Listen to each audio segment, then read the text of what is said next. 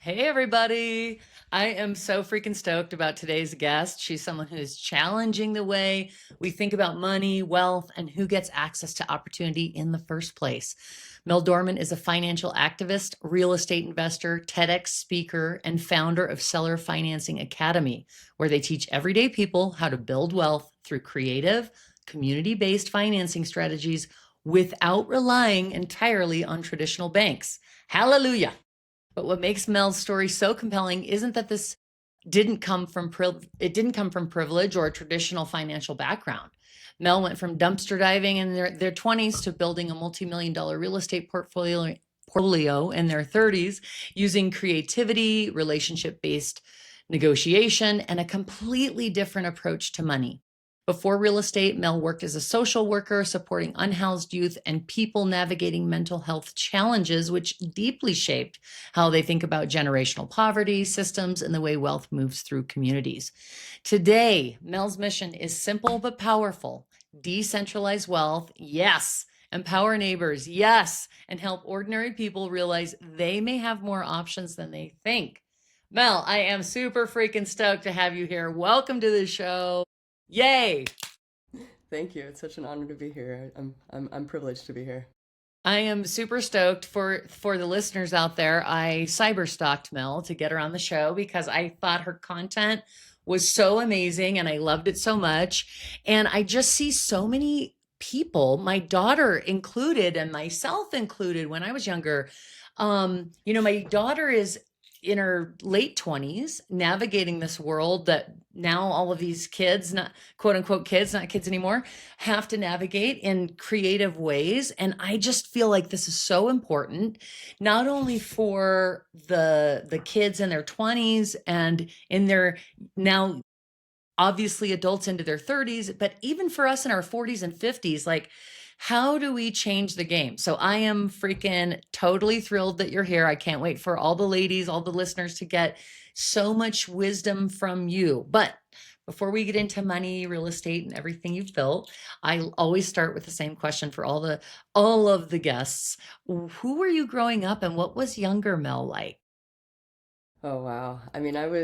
I grew up a total tomboy, so I was skateboarding and scootering around and doing all the things that boys were doing.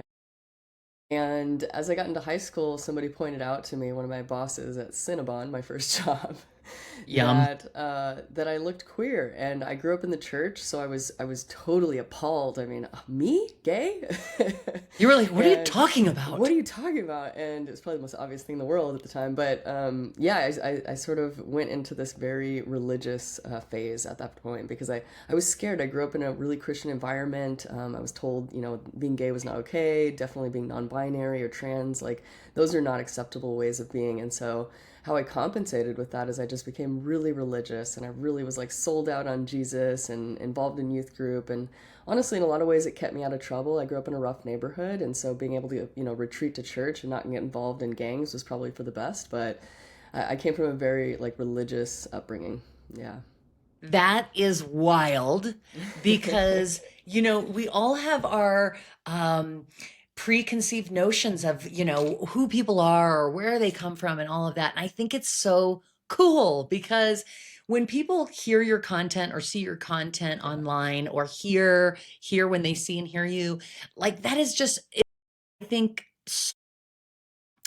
gives so much hope to somebody that feels constricted within a box or a system that is maybe not who they are. So I am loving this so much. What an interesting little tidbit. So, okay, Yeah. so you speak very openly about generational poverty and how much of our relationship with money is socially conditioned. So, what messages about money did you grow up with? Speaking of that, really strict background, what messages did you grow up with, and when did you start questioning them? After maybe even within your super religious phase.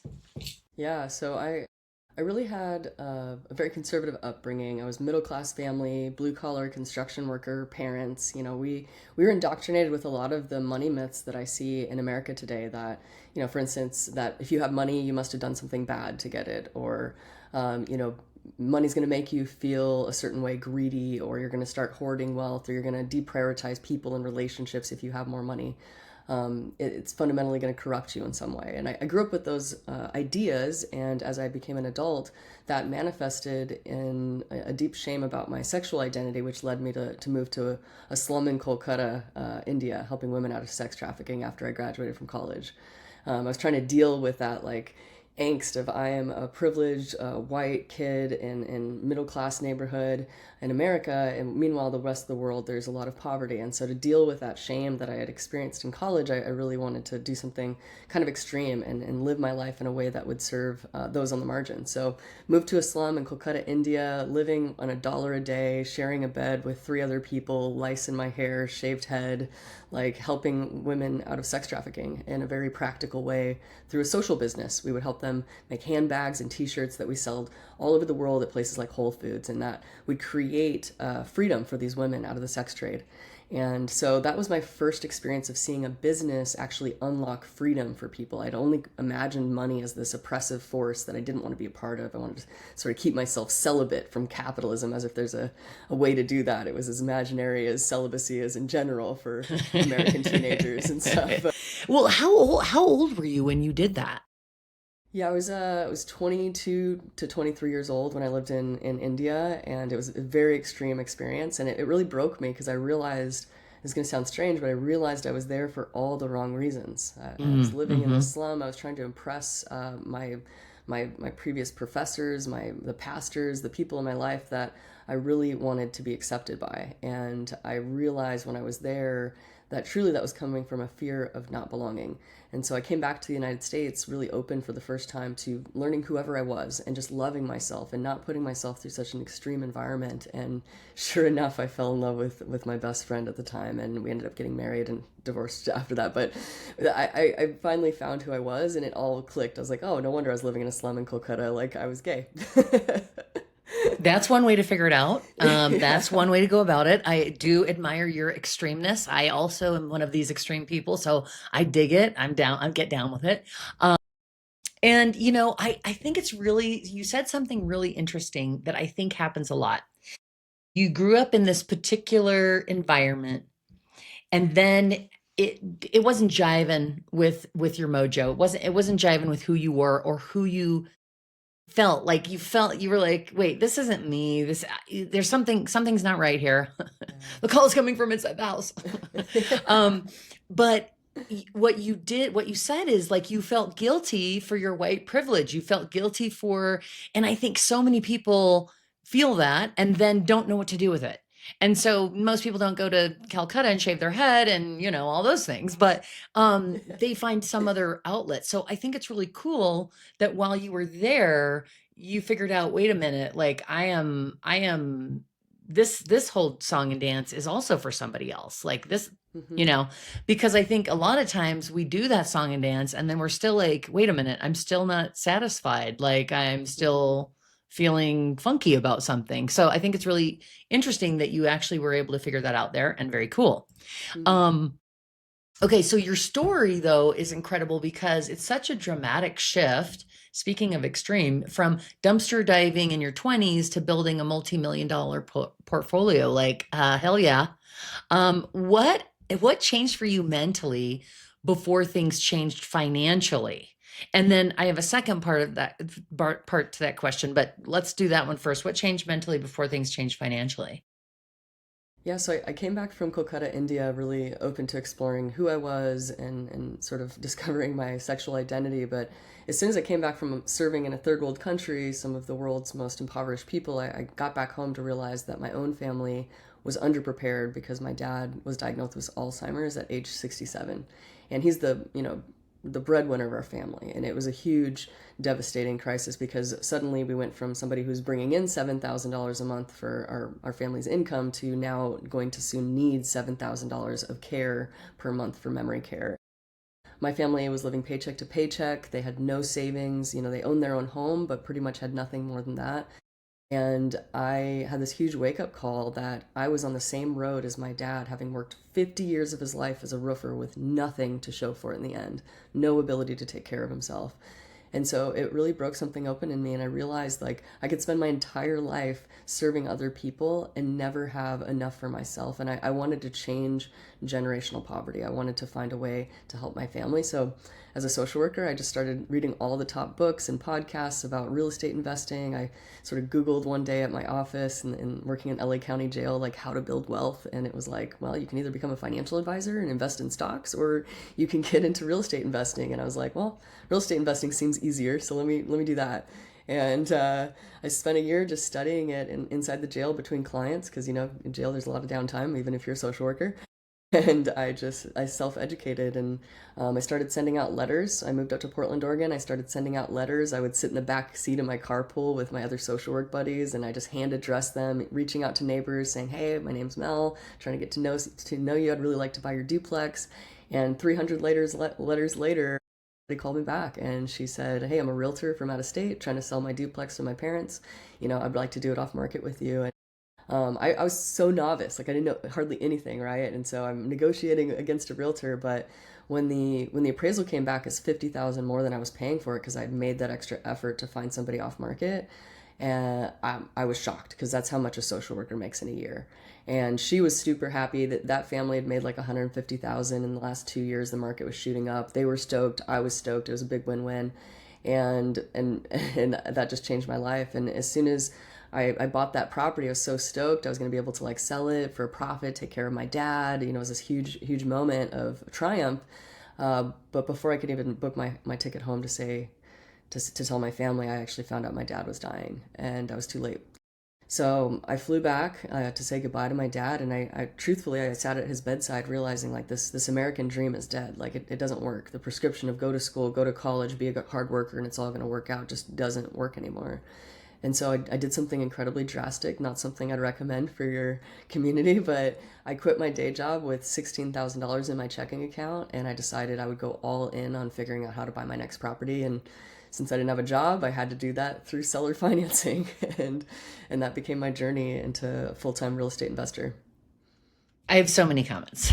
So little time, so many comments. First of all, I'm so sorry to hear about your dad.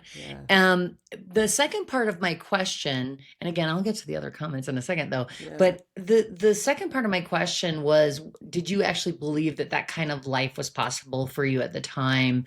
Um, and or what did that version of you need to believe before your life Mm, could change? And now that you're talking about your dad, I'm wondering if maybe that was the thing that shifted your yeah. perception in that moment.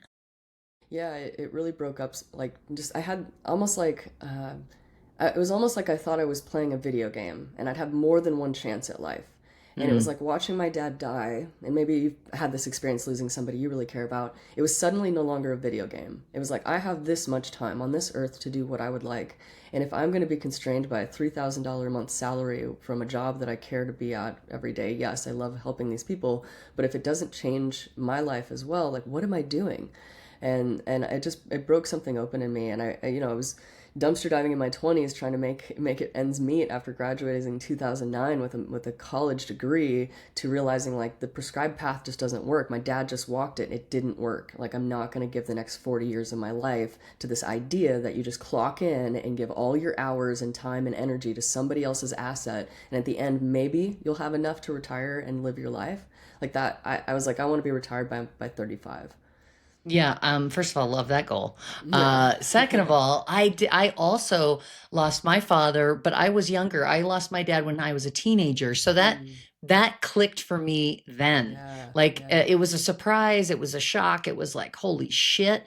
And then it was like the I use this line all the time, and I believe that before I heard this line, I was living this line from that experience. But why are we not running like we're on fire towards our wildest dreams?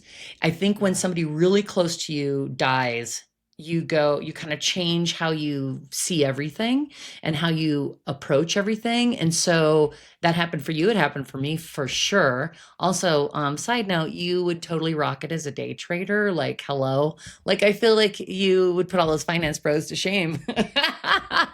Just For sure, FYI on for the sure. side. But okay, back to the seriousness. before real estate, you worked in social work and directly Yeah. with unhoused youth and people navigating mental illness.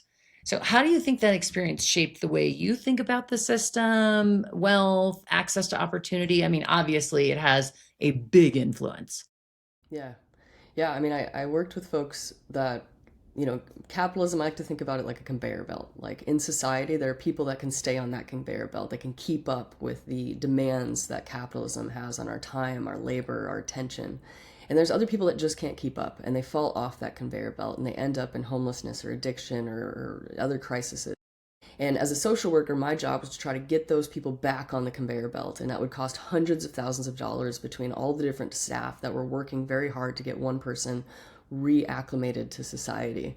Or I could go a little further up to a 20 or 30 something year old and I could teach them some financial literacy and I can empower them to buy an asset so that when something happens, not if, when something happens in their life that would devastate them, they have a safety net. And so I turned my attention to teaching first learning how to build wealth because I knew if I could learn it, then I could crack the code on me and that would crack the code on lots of people my age and generation. And then I could teach everybody that would be willing to listen. And I don't really usually share this on a podcast, but like when I was with my dad when he was passing away, I had this moment where I'm a little woo woo and I like to make promises with the universe. And I was like, look, universe, if you can help me become financially free in the next 5 years, I will dedicate, my life to teaching as many people as possible about financial literacy. I will pay it forward, but like first teach me. And so I'm on that other side of it. 5 years later, I was, six-figure financial freedom, 34 rental units, this all worked out for me. And so I realized, okay, how do I bring this message to the people I want to empower? Because I could just tell another, group of white guys who are really conditioned to build wealth already. I could teach them how to do this, or I could try to repackage this. Yeah, I could repackage this for the people who historically have been marginalized and excluded from housing. And I could start to change who has wealth in our nation by really messaging it to folks in a way that they care about, which is we can change the system collectively and together. It's so amazing. There's like again, so many comments. Every time you're talking, I'm like, I hope I'm remembering what I want to say to her. But first of all, I want to say I'm so impressed that, while you're, in the jails being a social worker, you're actually teaching yourself. You're learning yourself. Like that is so impressive. Like I can't even explain to you how impressive that is. And also I really am moved again as I was originally when I first saw you, about your desire to really um, share with people that may not have access to it. It's one of the things that keeps us so separated with opportunity. And it's not about like, oh, like you're X or you're Z or you're ABC. And so you can't have that. It's really that like people with money have some tricks and some secrets that they learn very early that their families pass down to them. And the middle class and the lower class, they don't get those secrets. They don't get that knowledge. And so what you're doing is busting the top right off of it, blowing it wide open and making, I mean, can you imagine if all of the folks that were low and middle income had all of this information and were able to have access? Yeah. Halla freaking Yeah. hallelujah. That would be amazing, right? Like it would be Yeah. your wildest dreams come true and mine. Yes, Because then my exactly. daughter would be also in that boat. Okay. So you talk about, speaking of which, you talk about decentralizing wealth, which I think is such an important concept right now, especially right now. Um, what does that actually mean in practical terms for everyday people, for everybody that's listening? What does that mean? Yeah. So, one of the reasons why the American dream has died, and this is according to Robert Reich, who's an economist, is that we've really moved from a stakeholder version of capitalism. So think mom and pop shops, they know their employees, their suppliers, their neighborhoods that they work in, that sort of entity versus a shareholder economy, which a shareholder economy has a business that's owned by its shareholders or stockholders, and the CEO is really only concerned with one thing, which is appeasing the shareholders. And the shareholders are disconnected; they don't know the employees or the suppliers or the communities that those businesses are in. They only really focus on one thing, which is the profit margin that their dollars are accumulating. And so that disconnect right there, it's not malicious, But the way that it works itself out in society is the disconnect between the people who they are serving and the product and all those things. That actually creates an extractive version of capitalism where corporations and CEOs are constantly fighting for the rights of a corporation over the rights of the people. And it's where we see labor unions dissolved. It's where we see increasing inflation, but not increased wages at the same pace. And so really fundamentally what seller financing does is it takes us from that shareholder version of I need a bank in order to buy a property, and that bank is going to sell your note, your mortgage in the open market. They're going to slice and dice it, and hedge funds are going to buy it, and it's going to turn into a stock portfolio, right? Removed. We don't know each other. Two, actually, it's just me and a neighbor across the table, and we're going to write an agreement that works for them and for me. And I'm not going to send my hard-earned dollars to Wall Street every month. I'm going to send it to my neighbor across the street, and I'm going to fund their retirement directly, one person at a time. And that sort of care, it places each other in our lives, right? Like some of my sellers, Kelly and Susan, who sold me that triplex that I did my TED Talk on. Susan ended up in the hospital this February because she had a really bad flu. And I sent her flowers. And I found out after the fact that I was the only person who sent her flowers. And she almost passed away that week. And at first I was really disheartened, like, oh my gosh, people didn't know that she was really sick. And I was like, well, of course, they're not as invested in her life as I am, because I send her $4,000 to $5,000 every month. Literally and figuratively. Literally invested in her life. Of course I'm paying attention. If she passes away, that's going to impact my life significantly, and I care about her as a human. And it's that sort of stakeholder capitalism that we need to return to in order to fix the illness of our capitalist society that has gotten taken advantage of through shareholder framework. And so truthfully, day to day, everyday people, walk across the street and get to know your neighbor and buy their house directly. That's what I'm teaching. My God, I love this so much.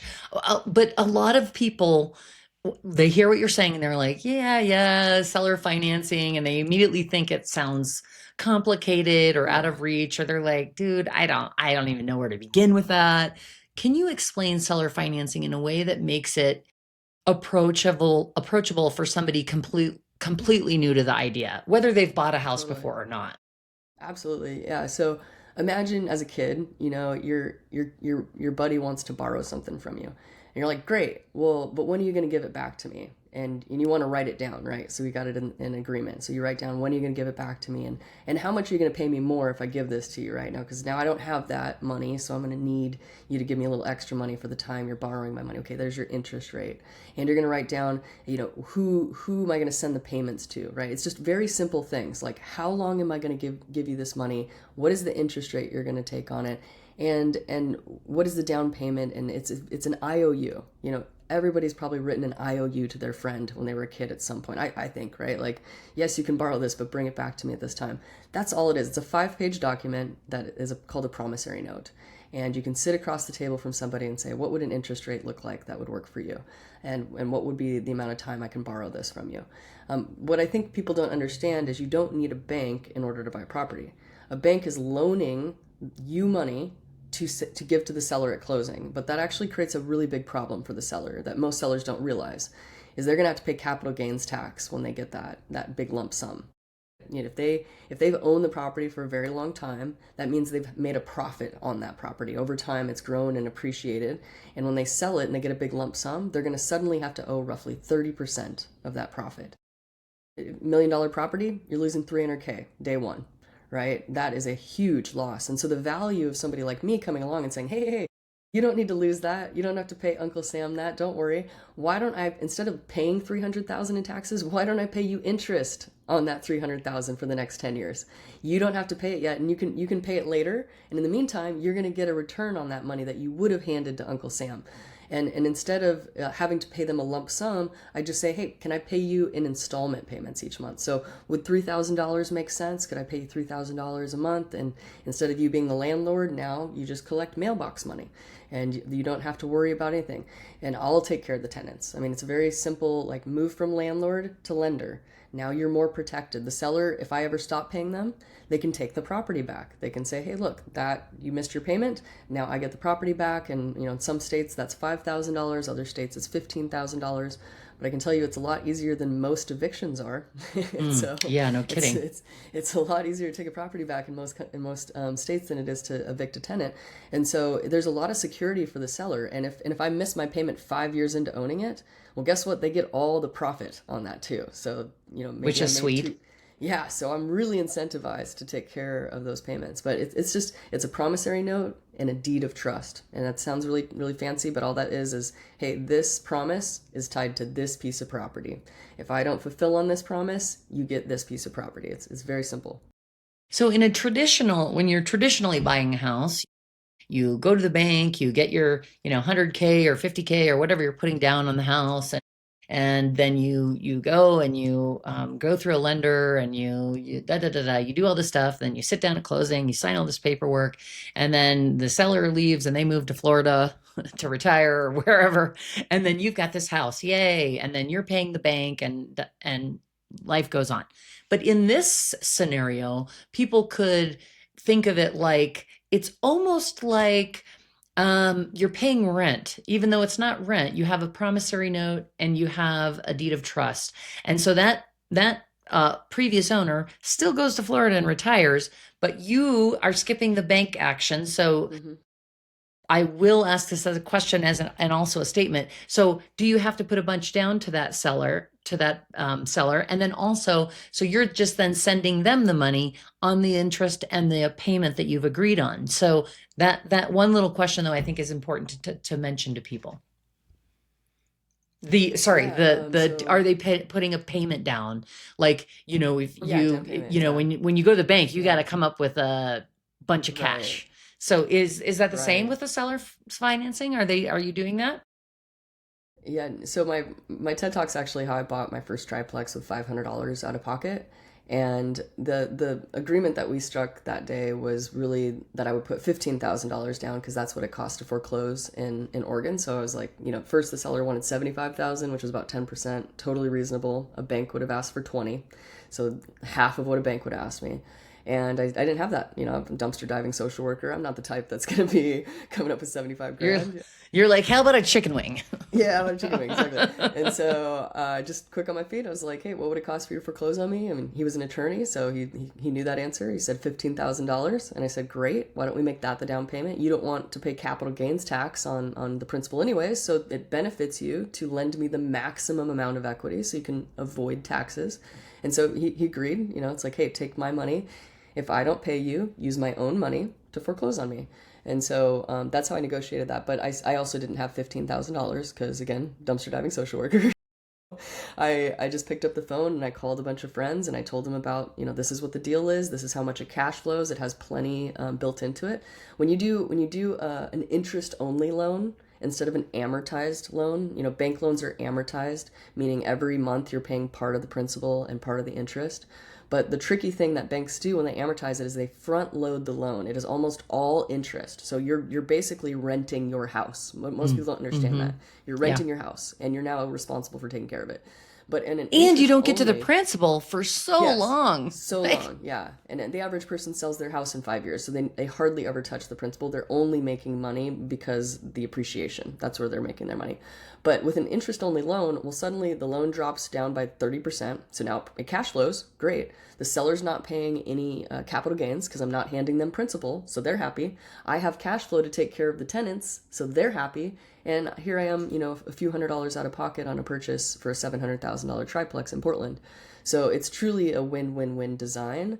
And then people are like, well, what are you going to do when the end of the loan comes? You haven't paid down the principal. Well, guess what? You haven't either in your house. So you do what I do, which is you sell it, right? You can sell it, you can do a refinance, or you can ask the seller to extend. So you have options. It's not like, oh my gosh, now you owe $700,000 and you're screwed. No, you do what everybody else does. You either sell the house, you refinance it, or you ask the seller for a little more time. and would you obviously you're using this as a way to make passive income. You're using this as a way to create wealth. But would you recommend this to somebody young that's, let's say, under 30, that is has never bought a house, has no money, and is like, you know what, this would be cool, instead of renting, I could maybe do that. Absolutely. I think one of the one of the most strategic things you can do if you're a college student, for example, is to go out in your community and find somebody near the college that would be willing to sell or finance to you. You would be the person who would be responsible for gathering roommates and making sure that you could pay the bills. Over the course of those 4 years, your roommates would be paying down the principal if you wanted them to, or you'd pocket that and buy something else. But your roommates would be paying down the principal. The seller would be giving you time to get that appreciation over the course of your college career. And at the end, you'd have probably 20-25% down to have a bank refinance you at that time without any money out of pocket. So that's like a really quick way to, buy a house while you go to college. Oh my God. Are all the college students listening to this? Please tell me they are.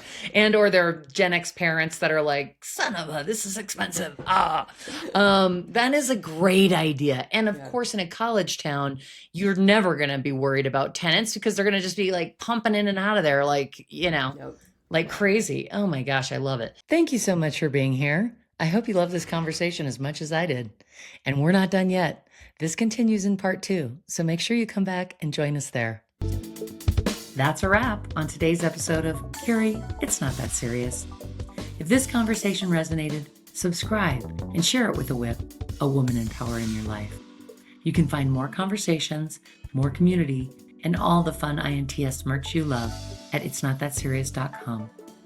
We're building something meaningful here, and I'm so glad you're a part of it.